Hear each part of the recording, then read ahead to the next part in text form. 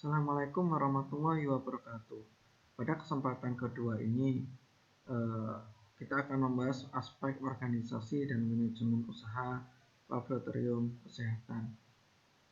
Minggu lalu kita telah mengenal istilah wirausaha, yaitu sebagai usaha atau mencerminkan ide pokok yang dituangkan di dalam usaha sehingga menghasilkan keuntungan.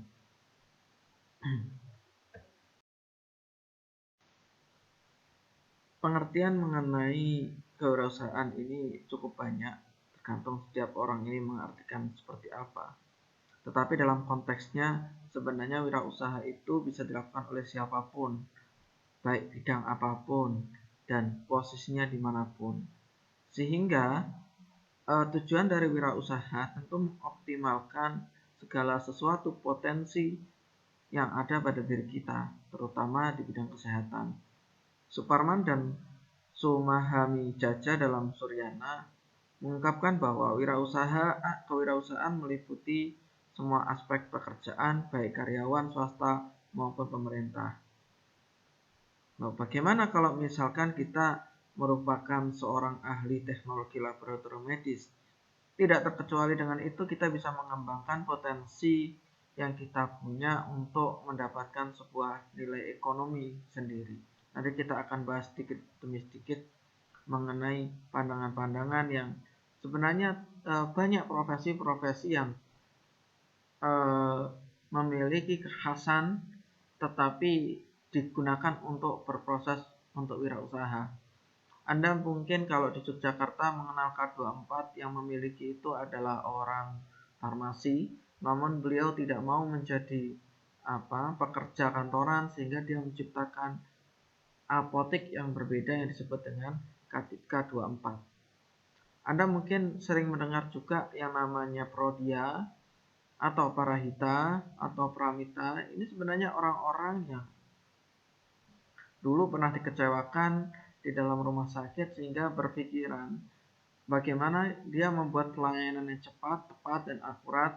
Timbullah klinik-klinik. Apakah semuanya mulai dari besar? Tidak, semuanya dimulai dari sederhana dan dikembangkan dengan pemikiran kritis. Kok bisa besar dengan klinik-klinik yang lain? Ya ini kuncinya di situ. Apa yang membedakan dia dan keberanian dia dalam membuat cabang, dalam membuat operasional, ini yang berbeda. Nah, tujuan dari kewirausahaan adalah menitikberatkan di situ perbedaan pemikiran kalian terhadap yang sudah ada.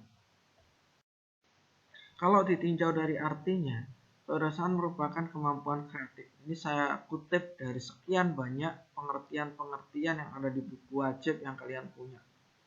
Dari 1 sampai 11, mungkin intinya adalah kewirausahaan merupakan kemampuan kreatif dan inovatif yang dijadikan dasar, kiat dan sumber daya untuk menciptakan peluang agar meraih sukses dalam berusaha atau hidup. Itu adalah ikhtisar dari sekian banyak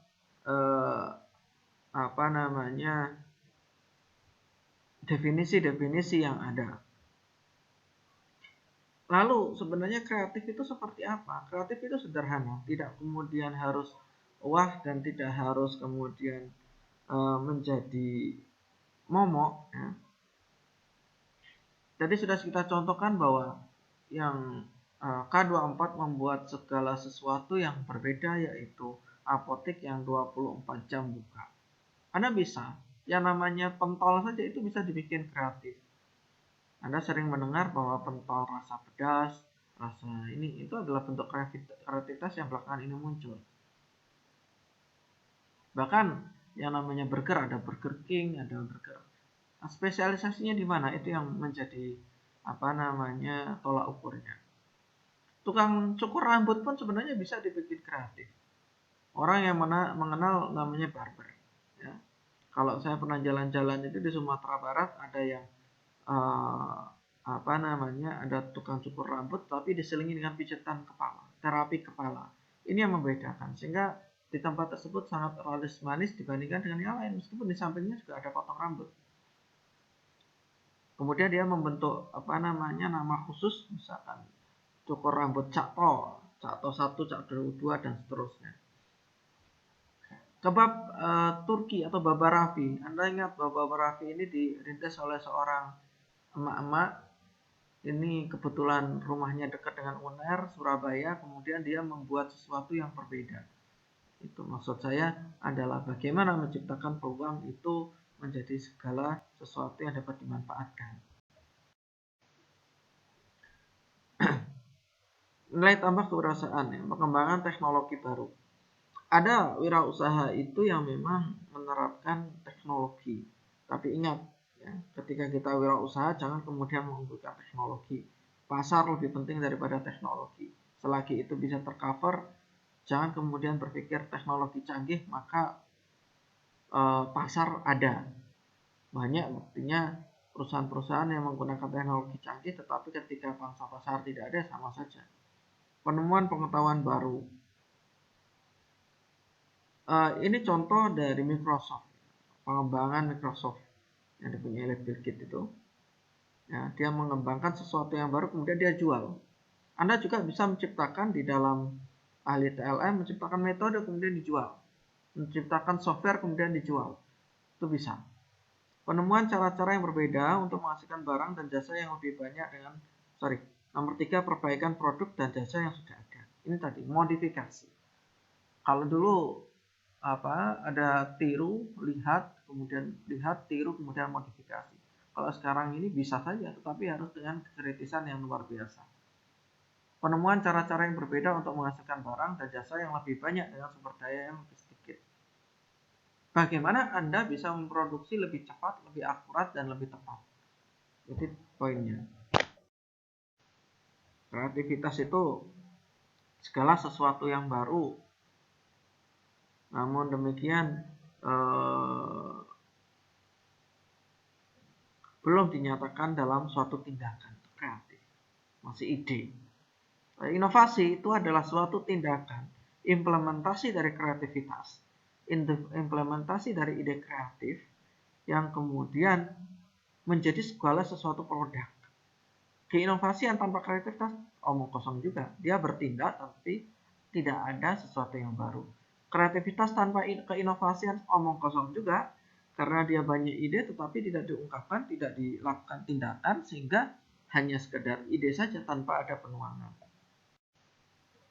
Ini minggu lalu, apa sih bedanya wira swasta dengan wira usaha?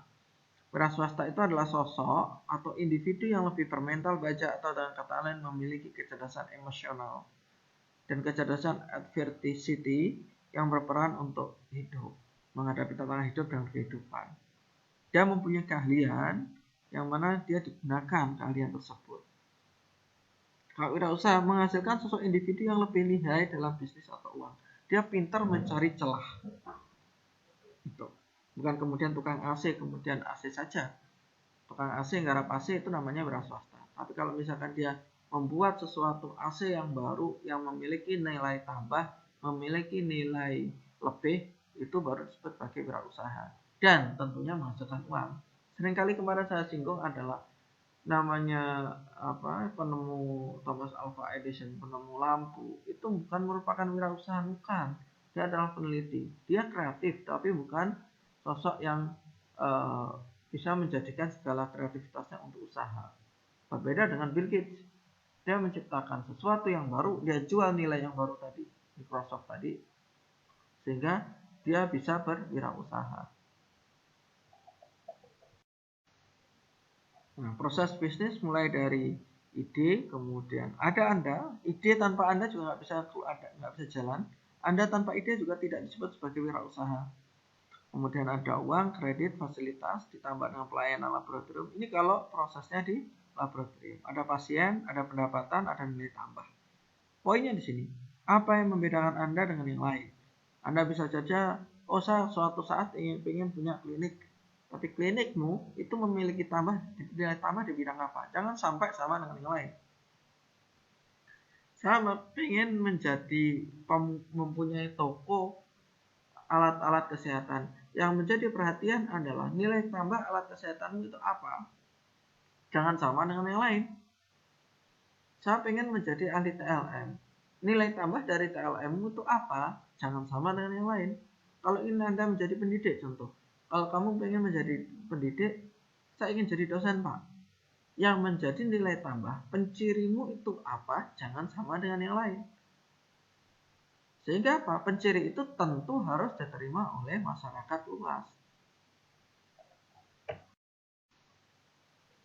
Ini manajemen di dalam laboratorium kesehatan, ada kepala lab, ada pelayanan pemeliharaan, dan SDM, dan seterusnya. Ini contoh saja.